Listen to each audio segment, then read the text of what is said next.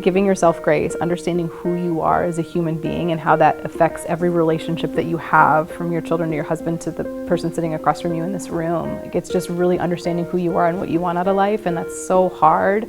This is gonna get really personal. Hi, I'm Suzanne Yatim Aslam. I'm a former actor, activist, and Miss Arab USA turned writer.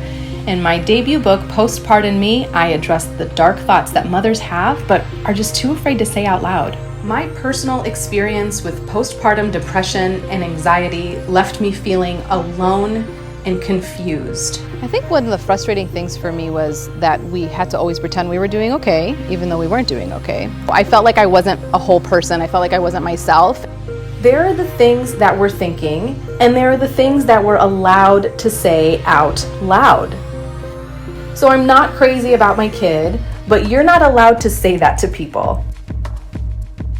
A lot of the moms are like, oh my God, I could take your name out and replace it with my name, and that's my story. So it's been really, really cool to hear how normal it's been and how validating it can be to just be like, okay, like, I'm not the only person in the world that's experienced this. It's good to know. I think we should provide the moms with resources instantly. I think we should be more open to the idea that this is really hard. Off the bat, we need to find ways to help the moms and provide as much support as possible. The biggest thing is actually talking about it, because we spend so much time, saying like, oh, we're living the dream and we're fine and we're good. And if I ran into you at the store, I'd be like, hey Steve, how are you? And you'd be like, hey, I'm doing really great. And that, because that's the script that everybody runs.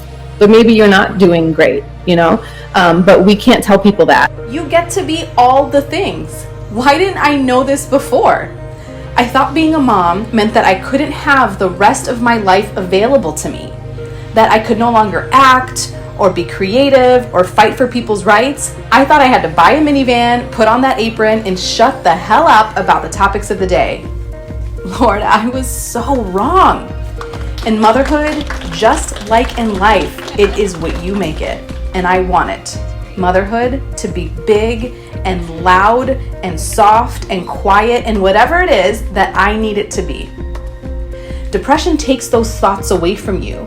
It lies to you and it tells you that you can't have the life that you want. When the fog cleared, I saw the life I wanted and I made it. I'm the boss now.